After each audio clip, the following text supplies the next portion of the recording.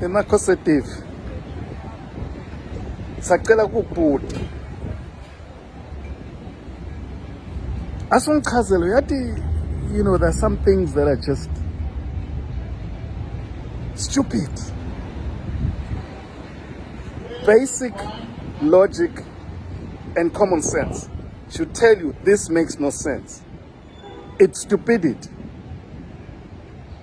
When I'm sure you spend millions and millions of dollars, they're going to do this, do that, but I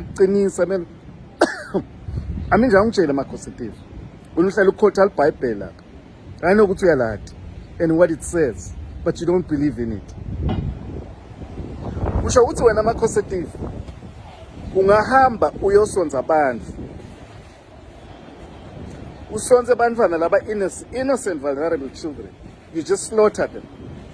Ubasike uthathe leticucu lotifunako uthathe angathi uthatha lo mtimba bese wenda njani. What do you do with the bodies of these babies and these people you murder in Swaziland for your rituals? How does this work, amakhositive? Asongichazele ukuthi mawuncuma lo muntu ukhokha lengadi kuphuta lamehlo usika tindlebe usibe lwimi usika umpepe ujuba sincanca yonke le mvelo hleli yena. How does that then translate into success and protection for yourself? Just explain to me. I know amakhositive awukafunzi. Bantu abaningi labangakafunzi, they use logic and common sense and they follow rationale. So wena nawuhleti nje ucabanga kunebantu lapha labanemandla ukuthi nje ngathatha umlo phila saka bantu abankulunkulu bahambe bawubabulala babasike balethe leticucule kuwe bakuqinise ngato nalengadi. How does this thing work, makhositive? Just educate me, because evidently I'm ignorant. I can't be in your world. I just find it very stupid. You know, both Egypt, both Israel and ancient kingdoms, they used to do some of these things that you do today. But that is long time ago. In those olden days, human sacrifice was very widespread. But very few people do that nonsense today, because we've grown and we've all evolved as a people to know what's a belief, my lord. I mean, for example, Emapaka, even today, in Sawabulala, you consider it bad luck. Emapaka. My uncle brought me to America, was supposed to be killed, James Newman. The man rose, went to Harvard University, was the first principal secretary in Swaziland at the age of 21. Came back as governor of the central bank, served America at the World Bank as an executive for many years. Contributed as a brilliant economist, educated at Harvard University. So all these contributions, he wouldn't have created all these things he did. He would not have helped the world, not just Swaziland, the world. He worked at the World Bank as one of the top economists, as an executive. He made a serious contribution. James Newman, Bigfanabula at birth. His own family wanted to kill him. Bangul, Lapa Engambe. You see, what's umfundisi umlumbi waseNazarene letha lo mntwana lakhe wamthatha wamkhulisa in an orphanage wamfundzisa and became brilliant. So lenva yenu makhositive, how does it work? How does it make you feel inside kuthi ubulele abantu bebantu?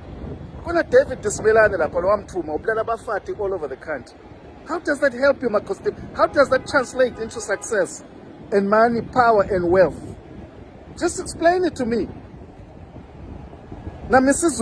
ungenele doti le Mrs. ufunzela America is highly educated and exposed and has seen great things in this world. I mean, just take a leader like Ibrahim Traore. He's a religious man. He's in the Muslim faith.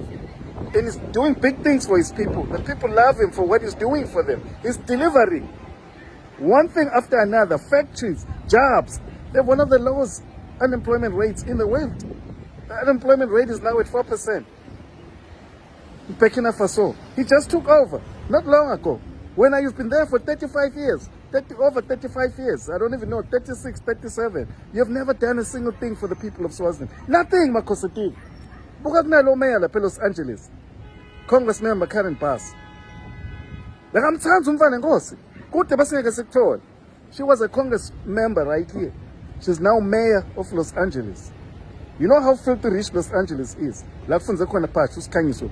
Umfana akho sa graduation yakhe lapha Beverly Hills. Bonke abo Beverly Hills fall under jurisdiction lapha Los Angeles. Kude basingeke kuthola. Letibhedlela donke ngathi igcwele lapha. Imithi, diagnostic equipment, and visiting doctors who come from these top hospitals in America to descend on Swaziland to work on patients. Labanye, they would volunteer their time and do it for free. You see my conservative. But even the yatiko jetingo babani, netimoto, you come by Las Vegas, hambe my clubs. You see, maswat namhlaka kufuni. And you wonder why. And kabangathi takusita letithumbu, lokubulala labantu. Thatha ingadi, hambe faka esibayeni. How does this work? Stupid. Nemaswati asiyithanda inkosi. Bugawuzela. Hello Mzansi, welcome to Mkosi Mzansi. If today is your first time visiting this channel, please do the right thing and click the subscribe button, and also don't forget to smash the like button. Umonti Nkosi is back again with another video dragging King Mswati the third. Uthi King Mswati unquma abantu lapha eSwatini, unquma abantwana just ukuthi adiqinise. So uyakhuluma nje ukuthi wayancuma abantwana abasasenemithetho yakudzala lapha eSwatini. And he even further said ukuthi uKing Mswati akabacabangeli bantu, wayangasebenzisa abantu abakhe anqume bona. So uMonti said ukuthi uhlala khuluma tigaca lapha eSwatini, labanye abantu lekwenda bamkhude ukuthi cha unemlomo lomuthe and utofele emanyaleni. Sama senga ukuthi ukhuluma iqiniso because vele bantwana bayanyamalala bayafa lapha eSwatini. So uyabuta ukuthi uma qedza kubanquma labantwana amaqedza kusasa lomehlo nako tonke letico temtimba latifuna kulabantwana ubese wenda njani ngale mitimba. So uyabuta nje ukuthi ubese wenda njani ngale mitimba. uMonti is one person Nkosi yami lo nesibinzi yathi isibinzi, if but isibinzi was a person bese sisho Monti ukudwe kaningi ngokuthuka inkosi ngokuthuka Shembe, but he just doesn't want to stop. But please do comment what you think below down in the comment section. Don't forget to hit the notification bell so that you can be notified whenever I upload a new video. This is the end of my video. I am signing out. Goodbye.